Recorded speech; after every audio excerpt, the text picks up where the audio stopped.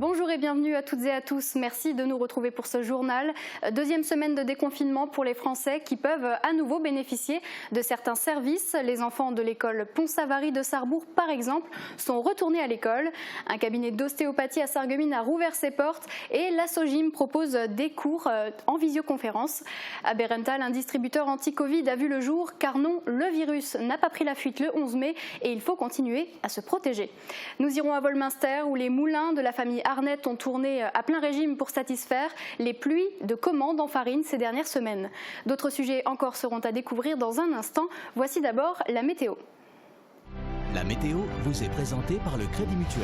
Une banque qui appartient à ses clients, ça change tout.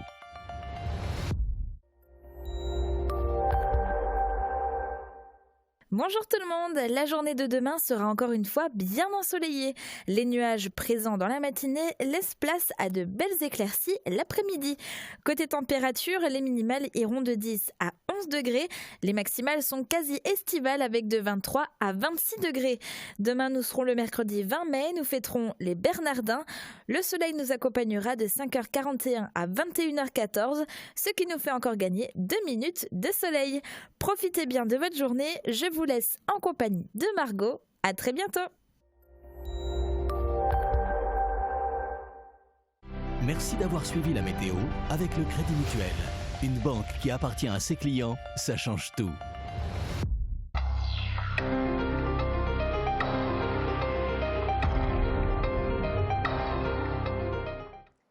Nous sommes le mardi 19 mai 2020 et ça y est, il est 17h et à l'heure où je vous parle, des milliers d'élèves de terminale sont en train de découvrir leurs résultats d'admission sur la plateforme Parcoursup, un moment important pour ces futurs bacheliers. Et voici maintenant les autres titres qui marquent l'actualité aujourd'hui.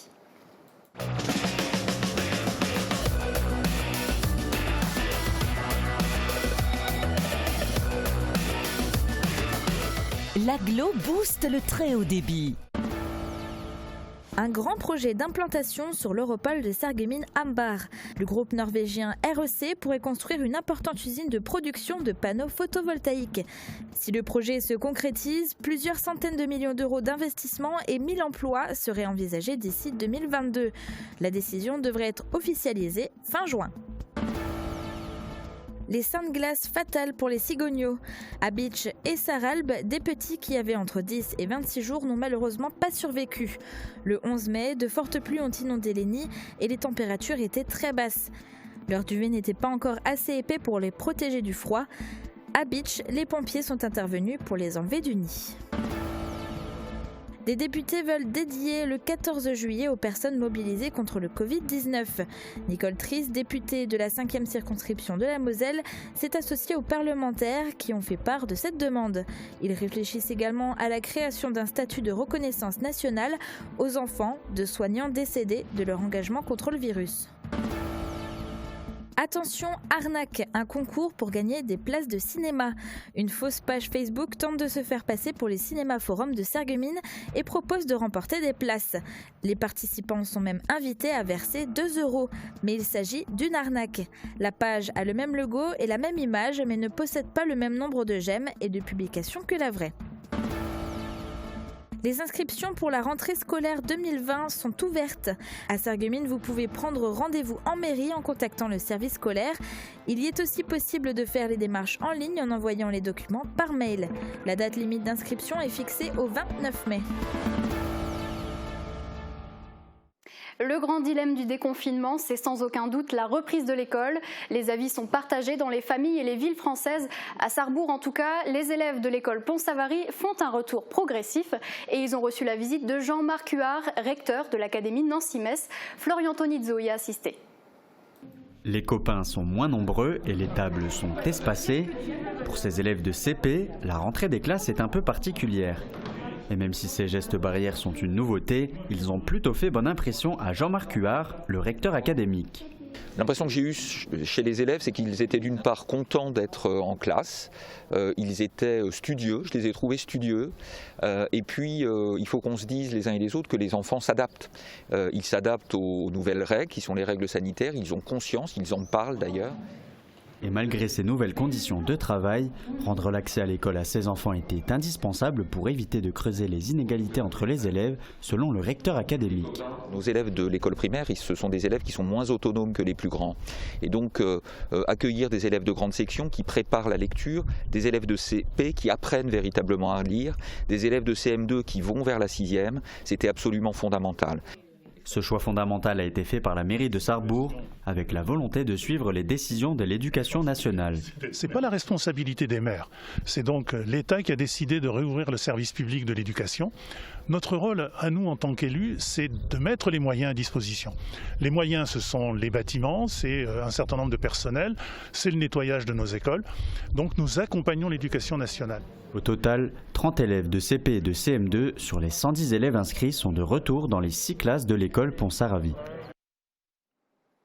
Hier après-midi, un distributeur de protection anti-Covid a été installé dans la petite commune de Berenthal, au Pays de Bitche. Le principe est le même qu'une machine à café, sauf qu'il ne vend pas de café. Reportage signé Morane Grand-Cola.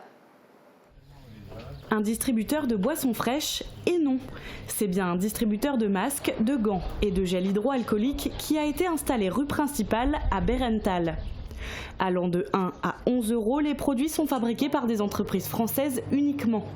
C'est la société JA Trade de Haguenau, spécialisée dans le placement de distributeurs automatiques, qui est à l'origine de cette initiative. L'histoire, ça vient d'un samedi matin avec un lever très très tôt où je me suis aperçu par une information de la radio où un Polonais avait développé ce type de machine dans son pays. Donc je me suis dit qu'en Alsace et en Lorraine, il faudrait développer ça également. Donc je me suis mis au travail et j'ai transformé des machines. Et on a développé ça, on a fait un appel à différentes mairies. C'est le 4e appareil qu'on installe actuellement et on espère en installer d'autres pour apporter un service à nos concitoyens. Paiement par carte bancaire uniquement, l'usager peut acheter à l'unité, mais il existe également un kit composé d'une paire de gants, d'un flacon de gel hydroalcoolique et d'un masque. Pour cette commune isolée, cette machine était un réel besoin. C'était important pour la commune d'avoir ce genre de distributeur, tout simplement parce que nous voulions mettre à disposition des gens qui habitent Berenthal. On est quand même 800 habitants.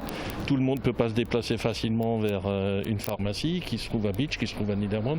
Et donc quand j'ai vu que ça existait, on s'était dit que ce serait une bonne solution pour que les gens de Berenthal, les habitants de Berenthal puissent avoir ces produits à disposition. C'est la commune qui loue à ses frais cet équipement.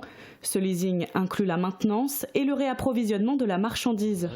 JA Trade continue sa prospection auprès des mairies alsaciennes et mosellanes. Ostéopathe à Sarreguemines depuis 10 ans, Julien Dano rouvre les portes de son cabinet. À l'arrivée de la pandémie de Covid-19, la plupart ont dû fermer leurs portes temporairement car ils ne font pas partie du personnel médical soutenu par l'État. Reportage d'Ophélie Blechner. Les consultations ont repris le 11 mai et les cabinets d'ostéopathes sont très sollicités. Ludovic Hoff, en visite dans la région, pratique le sport de manière intensive. Le déconfinement lui est bénéfique car venu à point nommé pour honorer son rendez-vous annuel chez son ostéopathe. Parce que je fais régulièrement du sport de façon plutôt intense et en général il y a des petites tensions qui peuvent survenir avec le temps et c'est des choses que si on ne traite pas dans les premiers temps, en général ça a tendance à s'aggraver par la suite, etc. Comme vous le voyez, on a mis toutes les mesures en œuvre donc c'est plutôt sécurisé donc ça ne m'inquiète pas plus que ça. Chez les adultes, on peut venir aussi par prévention. Surtout chez des personnes comme ce patient qui était assez sportif, donc qui a tendance à mettre son corps, puis par son métier aussi à rude épreuve. Et du coup, ça permet d'éviter que les douleurs s'amplifient ou que les tendinites approchent, surtout dans les moments sportifs intenses. Le jeune patient consacre une petite partie de son budget à la médecine alternative. La séance lui permet de débloquer certaines tensions. Des tensions que Julien Dano a bien ressenties durant le confinement. Car la quasi-totalité des ostéopathes ont fermé, non pas parce qu'ils y étaient obligés par décret ou arrêtés, mais parce qu'ils n'avaient pas d'équipement pour se protéger. De plus, ils ne sont pas considérés comme des professionnels de santé, donc ils n'ont pas un droit prioritaire à des masques. Et moi, c'était un désir de continuer, et sauf que j'ai fait le premier jour du confinement, et puis on s'est rendu compte qu'on n'arrivait pas à trouver ni masque, ni gants, ni protection. Et puis moi, travaillant en plus à la maison avec mes enfants, sans protection, je préfère arrêter plutôt que de risquer de transmettre et puis d'attraper la maladie. En tout cas, il était temps de revenir car les patients ont besoin d'eux. Pour la reprise, Julien s'est préparé au mieux. Il porte un masque et des gants et il désinfecte son cabinet entre chaque patient. Ces derniers sont également porteurs d'un masque. Les conditions de travail sont différentes et parfois contraignantes. Mais il convient de rester prudent afin de répondre au mieux et en toute sécurité aux besoins des patients. C'est vrai que c'est pas évident de travailler avec un masque. C'est surtout ce qui a changé, c'est de travailler avec un masque sur la bouche. Et puis bon, on a tendance à bouger pas mal. Et du coup, au niveau de la respiration, on fait des pauses de temps en temps pour essayer à reprendre un peu son souffle. À l'écoute du corps, dans son cabinet, Julien Dano pratique une ostéopathie douce. Pour lui, il est regrettable que les ostéopathes n'aient pu exercer leur activité sanitaire comme les autres personnels du secteur médical. Faute d'être considéré comme un personnel médical à part entière et apporte, pense-t-on, un soin de confort et non un soin vital. Les gymnastes de l'asso Gym Sarreguemines devront encore patienter avant de retrouver leurs agrès, mais ils peuvent désormais profiter de leurs cours à distance. Derrière leur ordinateur, les coachs ont préparé un programme sur mesure, un sujet de Marie-Morgane Lorenz. Salut Eva. Des premières retrouvailles par écran interposé. Comme tous les clubs sportifs, l'asso Gym de Sarreguemines a stoppé ses entraînements mi-mars. Début mai, ils ont repris contact avec les licenciés pour leur proposer des cours à distance. Depuis la semaine dernière, ils sont une centaine répartis sur plusieurs créneaux horaires à se retrouver. Mais forcément, à la maison, il n'y a pas les mêmes installations qu'au complexe Émilie-Le Pennec. Il faut donc employer le système D. On fait avec ce qu'on a à la maison, des bouteilles d'eau, une corde à sauter, un tapis pour mettre au sol, des chaises. On fait avec ce qu'il y a, on n'a pas besoin d'acheter d'ustensiles en plus. Julien donne les indications et montre l'exemple pendant que Stéphie est attentive au placement de chaque gymnaste. Gardez bien les pieds tout droits. Sofiane, mets tes pieds tout droits, les genoux vers l'avant. Pendant le confinement, des défis quotidiens étaient proposés sur la page Facebook du club et des exercices de musculation ont été transmis à chacun pour maintenir le lien avec les adhérents. En attendant de retrouver leur salle, ils vont donc poursuivre les rendez-vous en visio jusqu'à 3 fois par semaine pour certains. Je pense que l'ensemble des salariés, des entraîneurs du club qui participent à ces visios sont quand même contents. Et ce qu'il en ressort à chaque fin de séance, c'est que ça nous a fait très plaisir de revoir les enfants et que ça fait du bien, ça change un petit peu les idées. Et après, on est pressé aussi de les revoir en vrai pour pouvoir mettre en pratique notre passion et pouvoir pratiquer notre passion, et c'est ce qui nous manque le plus. Le club souhaite également mettre en place des cours en extérieur pour enfin se retrouver face à face avec les gymnastes, tout en gardant les distances de sécurité. Tout autre chose, ils font partie de ces artisans très sollicités durant le confinement. La forte demande en farine pendant la crise a remis en lumière les meuniers et leurs petits moulins. Celui de la famille Arnett à Volminster a considérablement augmenté sa production pour satisfaire les nombreuses commandes. Thibaut Desmerlet a pu le constater, regardez. Au moulin Arnett, le semis de blé a coulé à flot sans aucune interruption. Pendant les 6 premières semaines du confinement, la production de farine a triplé. C'est du côté de l'Allemagne où les premières commandes ont commencé à affluer. Avec la fermeture des frontières, le stock de farine dans les grandes surfaces françaises se sont vidés. Ils se sont donc tournés vers les petits moulins comme celui de la famille Arnett. 12 heures de travail pour sortir 5 tonnes de farine avec 2 livraisons par jour, c'était le quotidien d'André. Aujourd'hui, il continue d'être sollicité de partout, mais il peut lever un peu le pied. Aujourd'hui, ça s'est un peu calmé, donc on fait une mouture de moins dans la semaine, mais on reste encore sur un rythme assez tendu, mais bon, sans exagération, on y arrive largement. Le moulin tourne à plein régime malgré les ralentissements provoqués par la crise. Les futurs investissements dans de nouvelles machines de production ont été bloqués. Le stock de 6 mois de sachets a été utilisé en moins de 2 mois. Avant l'arrivée des nouveaux, André doit confectionner lui-même ses sachets avec des sacs neutres, une imprimante et des étiquettes. Une charge supplémentaire qui lui demande plus de travail. Il fait tourner le moulin familial avec ses 2 fils et son épouse. Ils n'ont pas le temps de penser à autre chose. Le confinement a boosté leur activité. Les gens se sont rendus compte qu'il y avait encore quelques petits moulins en activité. Et comme ils n'avaient plus de farine des industriels, eh bien, les commerces et les privés sont rabattus sur les petits moulins. Donc en fin de compte, on a eu un peu un coup de fierté en se disant, ben voilà, nous sommes indispensables. Les palettes de farine sortent en masse, ils partent en direction de la Sarre, de la Moselle et en Alsace pour être livrés dans les petits commerces et les supermarchés. Le travail continue de se faire dans la bonne humeur. André et sa famille restent sereins pour la suite des événements. Direction maintenant Ramonchamp dans les Vosges, plus précisément chez Newtech Plastic, une petite entreprise spécialisée dans la transformation de matériaux plastiques. Face au Covid-19, elle a dû adapter sa production en fabriquant des plaques de séparation en plexiglas. Reportage de nos confrères de Via Vosges. On prend la direction de Ramonchamp, près du Thillot, pour découvrir cette très petite entreprise Newtech Plastic qui a réussi, depuis sa création en 2015, à se faire une place de choix dans la conception et la réalisation de pièces techniques unitaires, ou presque. Une poignée de salariés avec un savoir-faire tel que l'enseigne a rapidement décroché d'importants marchés auprès de groupes pharmaceutiques, industriels, mais aussi dans l'aéronautique et l'agroalimentaire. Essentiellement, on fabrique de la pièce complexe transformée à partir de plaques, de plexiglas ou autres matières plastiques. On a un gros savoir-faire notamment pour tout ce qui est matériaux transparents, à savoir les collages, le thermoformage, la soudure, toute transformation avec une qualité optique conservée. Mais avec la crise sanitaire, Newtech Plastic a dû s'adapter aux besoins et les besoins en l'occurrence sont en ce moment sanitaires. On fabrique donc ici depuis quelques semaines différents outils de protection pour les commerces, les entreprises, mais aussi pour le corps médical.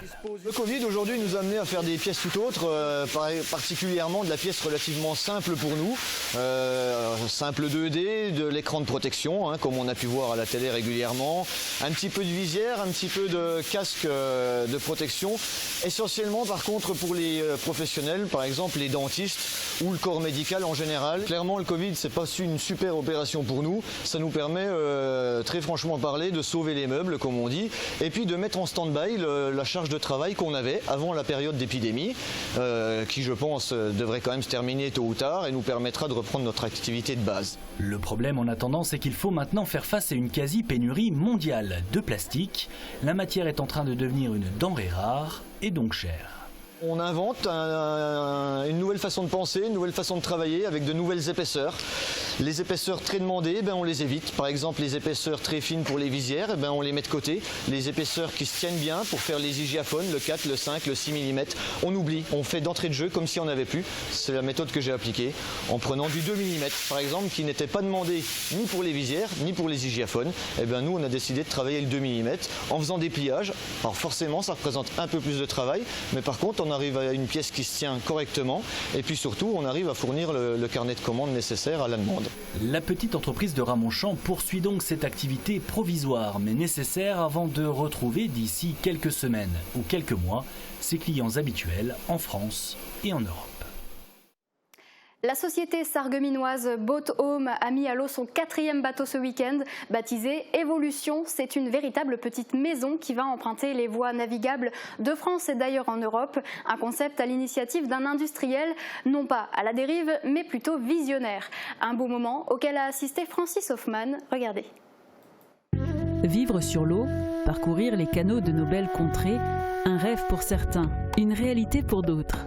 Cette image idyllique est le fruit d'un homme visionnaire, un industriel certes, mais aussi et surtout un créatif courageux. J'avais jusque 400-500 personnes sous ma responsabilité.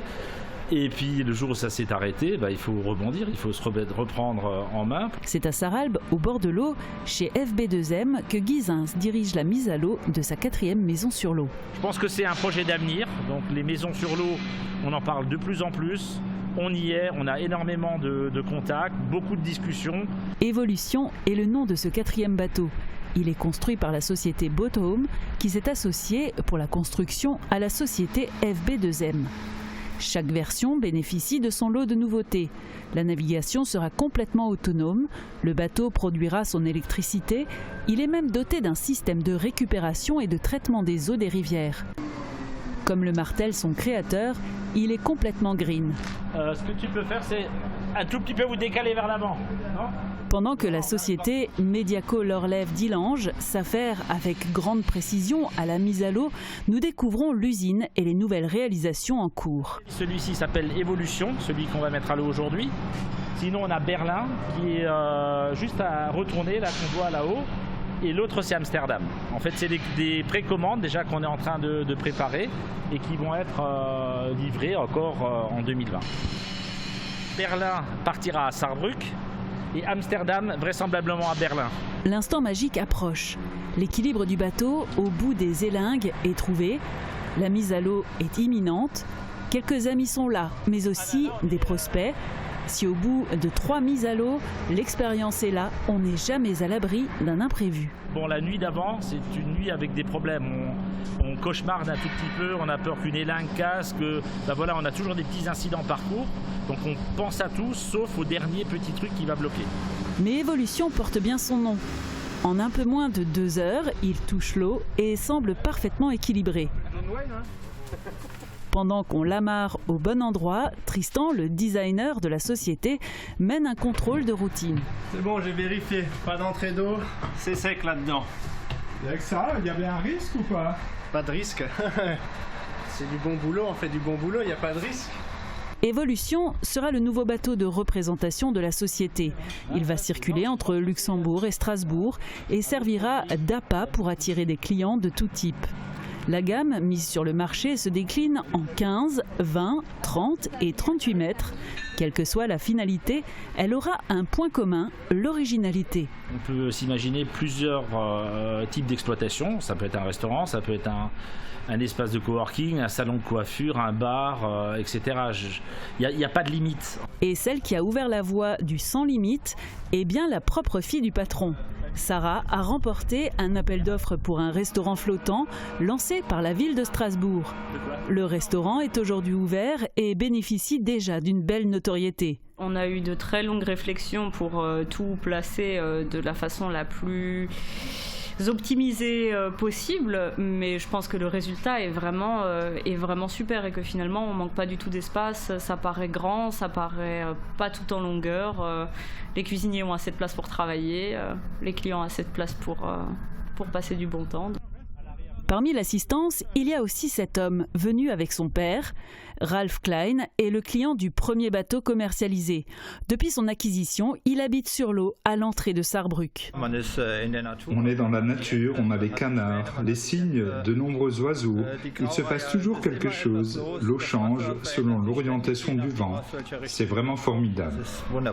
Les bateaux se vendent à partir de 200 000 €, mais peuvent atteindre 500 000 € si vous optez pour la version luxueuse. De nouvelles mises à l'eau auront encore lieu cette année. Fruit de la passion et de la persévérance d'un homme, la société Bothome entre désormais dans sa phase industrielle. La belle success story de Guy Zins.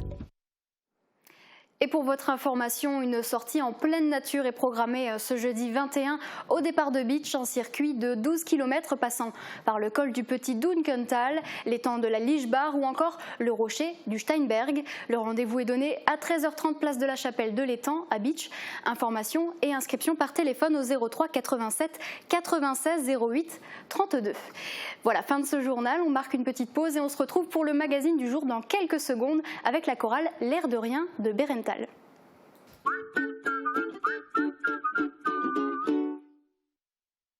Le groupe AVS Santé unit ses forces pour vous aider à faire face à la crise sanitaire.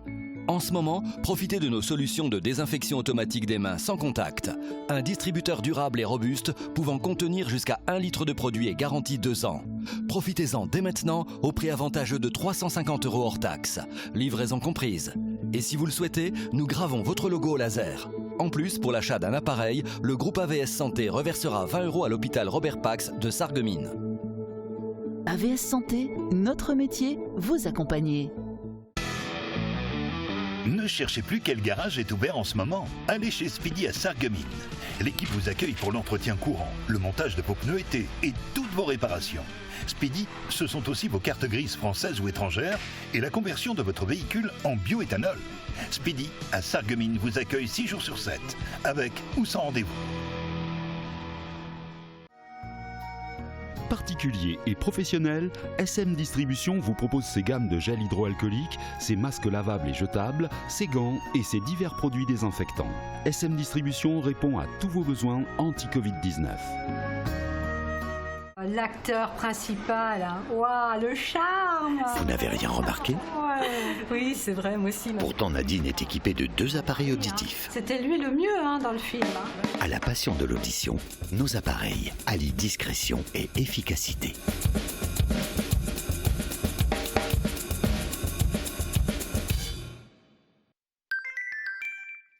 Ça va, papa? Ah, moi, ça va. Mais t'as vu, pour plein d'entreprises, c'est dur. Bah là, je peux te dire qu'il faut vraiment les aider à passer le cap. D'ailleurs, le Crédit Mutuel, ils ont... Oh, encore ta banque. Bah, ma banque, c'est surtout 50 000 personnes engagées pour aider leurs clients. Oui, bah, ils font leur boulot, quoi. Non, ils font un max pour les professionnels, les commerçants, les artisans, les PME, pour leurs prêts, pour les assurances. Bref, ils font bouger les lignes. C'est ça, la solidarité.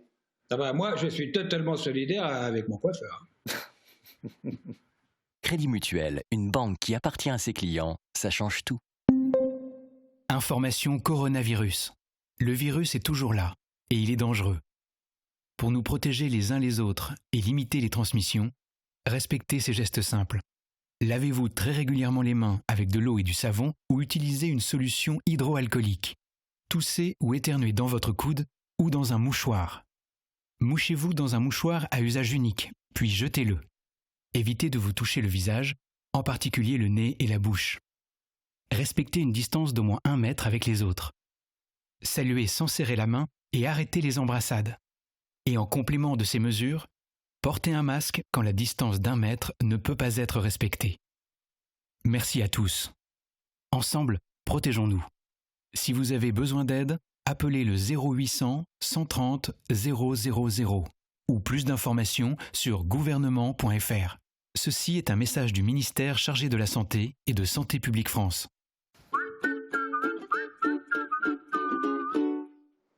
Allez, on va terminer cette émission en beauté en laissant la parole, ou plutôt la voix, au chanteur de la chorale L'air de rien de Berenthal sur le titre Une jolie vallée. Merci à tous de nous avoir suivis. Demain, pour l'information, retrouvez Thibaut Desmerlet à 17h. Très belle fin de journée à toutes et à tous. Rénovation énergétique et esthétique de votre maison. Profitez des aides proposées au Pays de Beach.